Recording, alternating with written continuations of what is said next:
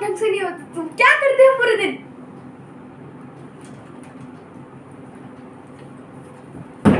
हमेशा मैं ही क्यों गलत होती हूँ? हमेशा मुझे ही क्यों गलत ठहराया जाता है हर चीज़ के लिए? हेलो फ्रेंड्स, मैं हूँ अंजलि और मैं अपने चैनल में आप लोगों का स्वागत करती हूँ। हमारे दिमाग में हमेशा ये थिंकिंग चलती रहती है कि हमारे साथ ही हमेशा ऐसा क्यों होता है, हमें ही लोग हमेशा गलत क्यों ठहरा लेते हैं, हमेशा गलतियों की वजह क्या मैं ही होती हूँ? चलो इन सब का आंसर ढूंढने के लिए हम चलते हैं खुद से बातें करने।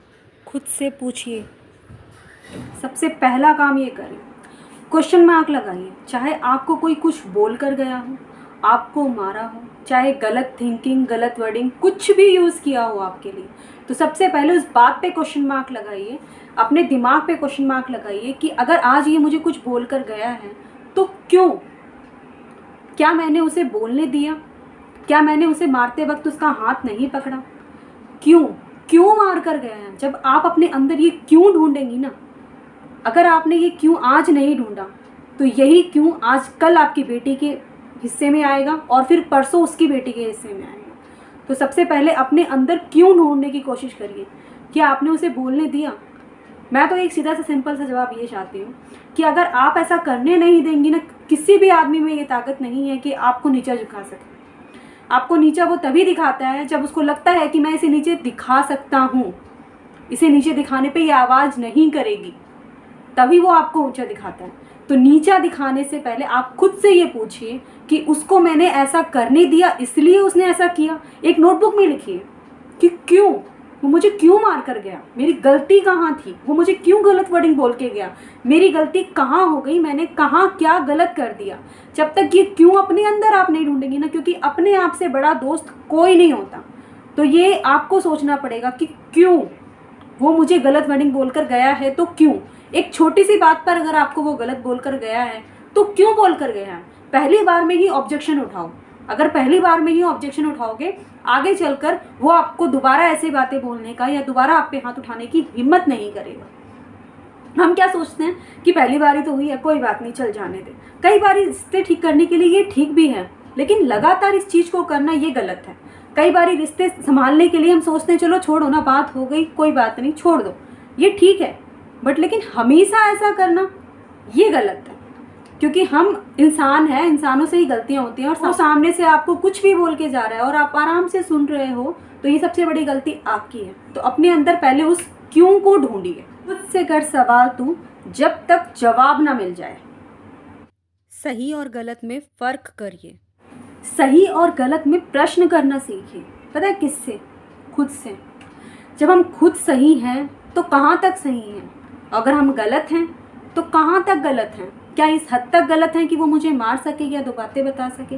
अगर आपने बहुत बड़ी गलती करी है तो इसके हिसाब से मैं बोलना चाहूँगी ये बिल्कुल गलत है। लेकिन अपने आप से प्रश्न कीजिए, मैं अगर सही हूँ तो कहाँ तक सही हूँ।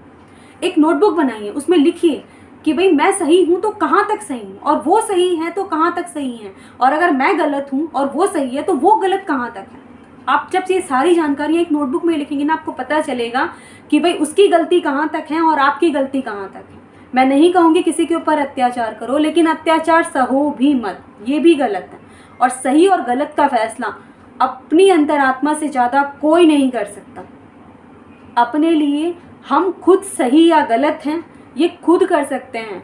लोग भगवान को नहीं छोड़ते, उन्हें भी गलत बता देते हैं। हम तो इंसान हैं, लेकिन हम अगर अपने लिए सही और गलत का फैसला करें तो कम से कम मन की संतुष्टि तो होगी कि मैंने स्टैंड लिया, उसका कोई रिजल्ट नहीं आया वो बात अलग है, लेकिन कम से कम मैंने स्टैंड लिया।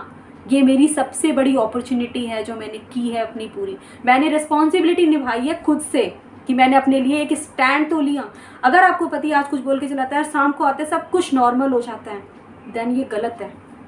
आप उससे ना पहली बार में ही ये चीज़ बोलो कि जो मेरे साथ सुबह आपने किया वो बिल्कुल सही नहीं किया, और मैं इस चीज़ के लिए आपको बिल्कुल भी माफ़ नहीं करूँगी। 2 दिन बिना बात करे सोना पड़े तो सोएं, लेकिन खुद से रिश्ता सबसे पहले निभाएं। जब तक आप खुद की रेस्पेक्ट नहीं करेंगी, दूसरा बंदा आपकी रिस्पेक्ट कभी नहीं करेगा। रेस्पेक्ट करना बहुत ज़रूरी है। खुद से फैसला करिए। खुद से फैसला करिए। जब आप खुद से फैसला करेंगे ना, वो आपके लिए बिल्कुल सही होगा, क्योंकि स्टार्टिंग करिए खुद से। हम फैसला करते वक्त कई बार ये सोच लेते हैं परिवार की वजह से, बच्चों की वजह से, कोई बात नहीं, हो गया, चलो ठीक है, काफ़ी हद तक ये ठीक भी है। लेकिन पता है, एक इंसान को जब आप कुछ करने की आदत डाल देती है ना, वो उस आदत को अपना लेता है, फिर वो उस आदत को छोड़ने की कोशिश ही नहीं करता, क्योंकि उसको ज़रूरत ही नहीं लगती। फैसला हमें खुद से करना होगा, क्योंकि जब तक हम खुद से फैसला नहीं करेंगे ना, तब तक हम सामने वाले से इस फैसले की उम्मीद नहीं रख सकते। हमारे अंदर क्या चल रहा है ये हमारे अलावा कोई और नहीं जान सकता। तो फिर जब आप अपने आप को ही नहीं जानेंगी, खुद अपने लिए स्टैंड नहीं लेंगी, तो कोई और आपके लिए क्यों फैसला करेगा? आप किसी और से क्या उम्मीद रख सकती हैं कि वो आपके लिए फैसला करेगा? अपने फैसले हमें खुद लेने होंगे। कोई माँ बाप, कोई भाई, कोई नहीं लेता फैसला, हमें खुद से लेना होगा अपने लिए फैसला।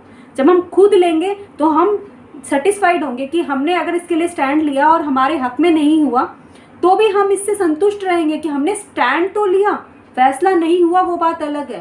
फैसला करने की उम्मीद पहले खुद से करो। जब खुद से करोगे तो आप फैसला बिल्कुल पॉजिटिव तरीके से कर पाओगे। मेरी एक बात याद रखना हमेशा, फैसला है ना, दूसरे से बदला लेने के लिए कभी मत करना। अगर दूसरों से बदला लेने के लिए करोगे तो हमेशा हारोगे। फैसला हमेशा करना इंसाफ करने के लिए।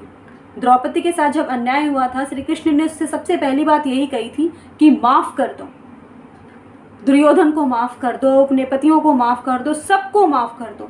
जब तक तुम ये माफ़ नहीं करोगी ना, तुम उस अग्नि में जलती रहोगी, तुम सही फैसला नहीं ले पाओगी, तुम्हें न्याय नहीं होगा तुमसे। इसलिए हमें अगर किसी के लिए फ़ैसला लेना है ना, सबसे पहले उसे माफ़ कर दो। सिर्फ ये सोचो कि वो उसने जो किया वो सही किया या गलत, उसके हिसाब से आप न्याय कर पाओगे। फैसला खुद की हक में हो तो माफ़ी मंगवाए बिना मत छोड़ना, और अगर दूसरे के हक में हो तो माफ़ी मांगे बिना मत छोड़ना। जब तक दिशा सही नहीं होगी ना, तब तक दशा सही हो ही नहीं सकती। चलो, इसी सोच के साथ मैं अपनी इस एपिसोड का एंड करती हूँ। और आप लोगों को मेरी वीडियोस अगर अच्छी लगती हैं तो प्लीज़ लाइक एंड सब्सक्राइब जरूर कीजिएगा, ताकि मैं ऐसे ही मोटिवेशनल वीडियो आप लोगों के लिए और ला सकूँ। Thank you so much for watching my video.